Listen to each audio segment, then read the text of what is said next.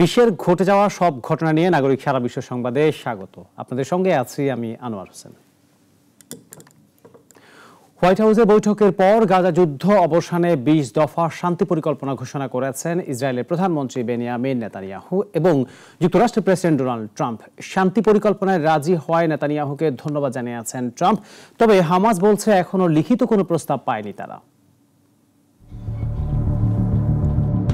White হাউসে Donald Trump ও Benjamin Netanyahu যৌথভাবে গাজার জন্য ২০ দফা শান্তি পরিকল্পনা ঘোষণা করেছেন।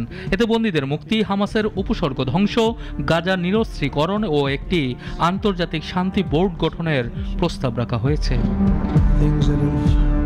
মার্কিন প্রেসিডেন্ট ডোনাল্ড ট্রাম্প এবং ইসরায়েলের প্রধানমন্ত্রী বেনিয়ামিন নেতানিয়াহু এক মঞ্চে এসে গাজার যুদ্ধবিরতি ও পরবর্তী স্থিতিশীলতার জন্য ২০ দফা বিশদ পরিকল্পনা দিয়েছেন। ট্রাম্প বলেছেন এটি একটি ঐতিহাসিক দিন। তার দাবি, বহু আন্তর্জাতিক নেতাই এই রূপরেখায় অংশগ্রহণে আগ্রহী। পরিকল্পনা অনুযায়ী প্রথমত যুদ্ধ অবিলম্বে থামাতে হলে হামাসকে ৭২ ঘন্টার মধ্যে ২০ বন্দীকে ফেরত দিতে হবে। বিনিময়ে ইসরায়েল গাজায় মানবিক সহায়তা প্রবেশের পথ খুলবে, পাশাপাশি কিছু ফিলিস্তিনি বন্দীকেও মুক্তি দেবে। এছাড়া গাজার সব সুড়ঙ্গ, অস্ত্র উৎপাদন কেন্দ্র এবং হামাসের সক্ষমতা ধ্বংস করা হবে, আর গাজার শাসন নিরস্ত্রিক ও আন্তর্জাতিক তত্ত্বাবধানে আনা হবে। যুদ্ধবিধ্বস্ত এলাকায় ভবিষ্যতে হামাসের কোনো শাসন বা প্রশাসনিক ভূমিকাই থাকবে না। শান্তি বাস্তবায়নের তদারকির জন্য একটি বোর্ড অব পিস গঠনের প্রস্তাব রাখা হয়েছে। এতে ট্রাম্প নিজে এর প্রধান হবেন এবং আন্তর্জাতিক কয়েকটি দেশের অংশগ্রহণে এটি পরিচালিত হবে। সাবেক ব্রিটিশ প্রধানমন্ত্রী টনি ব্লেয়ারকে এই বোর্ডে যুক্ত করার কথা রয়েছে। ট্রাম্প বারবার বলেন আরব ও মুসলিম দেশগুলো, সৌদি আরব, কাতার, ইউএই সহ এই প্রক্রিয়া থাকবে। তারা হামাসের সঙ্গে বোঝাপড়া করবে। যদি আরব পক্ষগুলো হামাসকে নিয়ন্ত্রণে ব্যর্থ হলে ইসরায়েল যুক্তরাষ্ট্রের পূর্ণ সমর্থন পাবে। তবে এখনো পরিকল্পনার অনেক দিক চূড়ান্ত হয়নি। সমালোচিত এই পরিকল্পনায় হামাসের সম্মতিও মেলেনি। হামাস বলছে তাদের কাছে এখনো আনুষ্ঠানিক কোনো প্রস্তাব পাঠানো হয়নি। প্রস্তাব পেলে তারা সিদ্ধান্ত নেবে। নেতানিয়াহু ট্রাম্পকে সমর্থন জানিয়ে বলেন, এই রূপরেখা গাজায় স্থায়ী শান্তি নিশ্চিত করবে, কিন্তু আন্তর্জাতিকভাবে বিশেষ করে মধ্যপ্রাচ্যে টনি ব্লেয়ারের নাম জড়ানোর প্রস্তাব ইতিমধ্যেই তীব্র বিতর্ক উস্কে দিয়েছে। সানি আহমেদ, নাগরিক। গাজায় টানা ইসরায়েলি হামলায় ভেঙে পড়েছে হাসপাতাল, পানি, শিক্ষা ও আশ্রয় ব্যবস্থা। জাতিসংঘ বলছে লাখো মানুষ বাস্তুচ্যুত, শিশু মারা যাচ্ছে অনাহারে। এমন পরিস্থিতিতে ট্রাম্পের নতুন শান্তি প্রস্তাব ঘিরে তৎপরতা চলছে। দিনরাত গাজা শহরে চলছে ইসরায়েলি বর্বরতা। হাসপাতাল, পানি, শিক্ষা কোনো কিছুই আর সচল নেই। শিশুরা শ্রেণীকক্ষ নয়, বরং বোমা থেকে পালিয়ে বেড়াচ্ছে। অনেকেই অনাহারে মৃত্যুর মুখে। এই পরিস্থিতির মধ্যেই মার্কিন প্রেসিডেন্ট ডোনাল্ড ট্রাম্প ঘোষণা দিয়েছেন গাজা শান্তি চুক্তি চূড়ান্ত পর্যায়ে। ওয়াশিংটনে ইসরায়েলি প্রধানমন্ত্রী নেতানিয়াহুর সঙ্গে বৈঠক করেছেন তিনি। ট্রাম্পের দাবি, এই চুক্তি মধ্যপ্রাচ্যে শান্তির দ্বার খুলে দেবে। কিন্তু জাতিসংঘ জানিয়েছে কেবল ৫ দিনে গাজায় বাস্তুচ্যুত হয়েছেন ৫৭,০০০ মানুষ। আগস্টের পর থেকে ৪ লাখের বেশি মানুষ ঘর ছেড়েছেন। UNRW এর প্রধান সতর্ক করেছেন, খাদ্য মজুদ ৩ মাসের মধ্যেই শেষ হয়ে যাবে। গাজার স্বাস্থ্য মন্ত্রণালয়ের হিসাব, গত ২৪ ঘন্টায় নিহত হয়েছেন ৫০ জন ফিলিস্তিনি, আহত ১৮৪। ২০২৩ সালের ৭ অক্টোবর থেকে এ পর্যন্ত নিহতের সংখ্যা ছাড়িয়েছে ৬৬,০০০। ৪০০রও বেশি শিশু অনাহারে প্রাণ হারিয়েছে।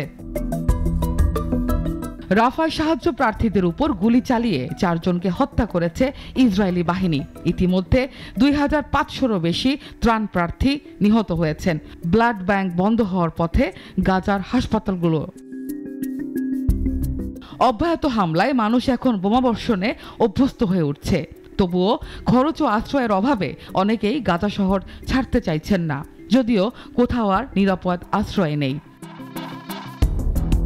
নাবিলা মারজুক, নাগরিক।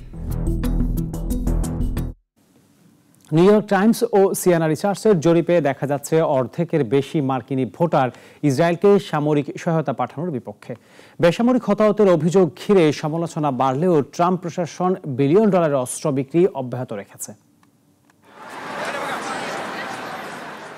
নিউ ইয়র্ক টাইমস ও সিএনএন রিসার্চ ইনস্টিটিউটের যৌথ জরিপে উঠে এসেছে চাঞ্চল্যকর ফলাফল। যুক্তরাষ্ট্রের ভোটারদের অর্ধেকেরও বেশি অর্থাৎ ৫১% ইসরায়েলকে অতিরিক্ত অর্থনৈতিক ও সামরিক সহায়তা পাঠানোর বিরোধিতা করছেন। জরিপে অংশগ্রহণকারীদের ৩৫% স্পষ্টভাবে বলেছেন তারা সামরিক সহায়তার জোরালো বিরোধিতা করেন।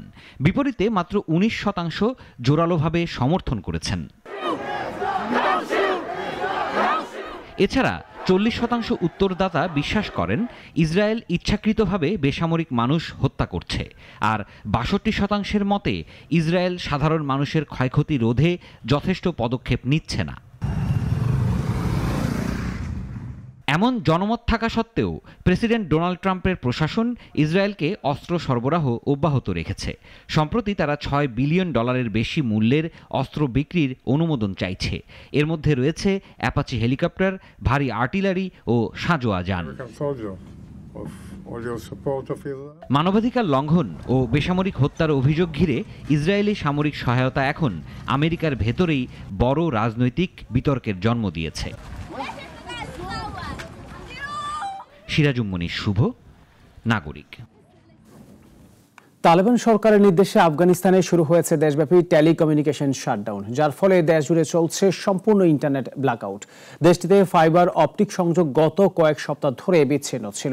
কাবুলের সাথে যোগাযোগ বিচ্ছিন্ন হওয়ার কথা জানিয়েছেন আন্তর্জাতিক সংবাদ সংস্থাগুলো। মারাত্মকভাবে ব্যাহত হচ্ছে মোবাইল, টিভি, ব্যাংকিং পরিষেবা এবং বিমানবন্দরে ফ্লাইট চলাচল। তবে তালেবান এখনও এই শাটডাউনের কোনো কারণ জানায়নি।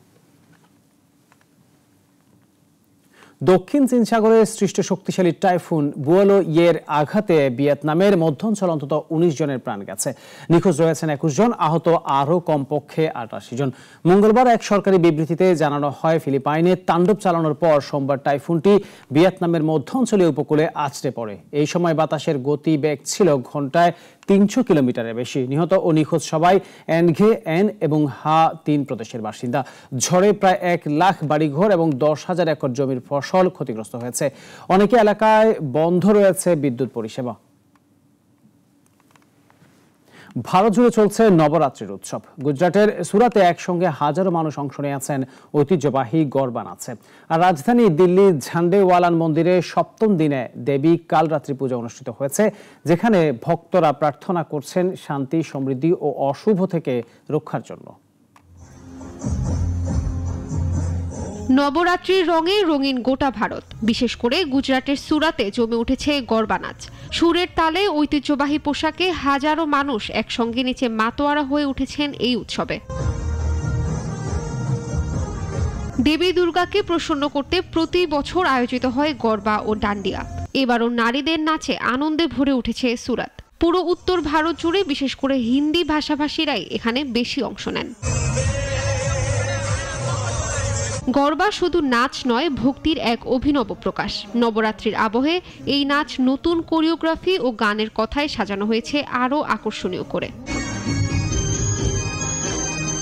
অন্যদিকে রাজধানী দিল্লির বিখ্যাত ঝান্ডেওয়ালান মন্দিরেও নেমেছে ভক্তদের ঢল। নবরাত্রির সপ্তম দিন দেবী কালরাত্রির পূজা অনুষ্ঠিত হয় এখানেই। ভোরের আরতিতে মন্দির প্রাঙ্গণ মুখর হয়ে ওঠে শঙ্খধ্বনি, মন্ত্রপাঠ আর ভক্তিগানে। ভক্তরা বিশ্বাস করে দেবী কালরাত্রির পূজায় দূর হয় অশুভ শক্তি, অকাল মৃত্যু থেকে রক্ষা মেলে, আর ভক্তরা পান দেবীর আশীর্বাদ। তাই বিপুল মানুষ ফুল, প্রদীপ ও ভক্তিমূলক ত্রস্ত নিবেদন করেছেন দেবীর উদ্দেশ্যে। ভক্তদের বিশ্বাস, নবরাত্রির সপ্তম দিনে ঝান্ডেওয়ালান মন্দিরে পূজা বিশেষভাবে শুভ ফল বয়ে আনে। তাই শুধু আচার নয়, ভক্তি আর ঐতিহ্যের মেলবন্ধনেই এখানে তৈরি হয়েছে এক গভীর আধ্যাত্মিক পরিবেশ। ইশরাত জাহান, নাগরিক। নাগরিক সারা বিশ্ব এখন এই পর্যন্ত। এরপর সন্ধ্যা ৬টায় নাগরিক সংবাদ দেখার আমন্ত্রণ রইল। সবাইকে ধন্যবাদ।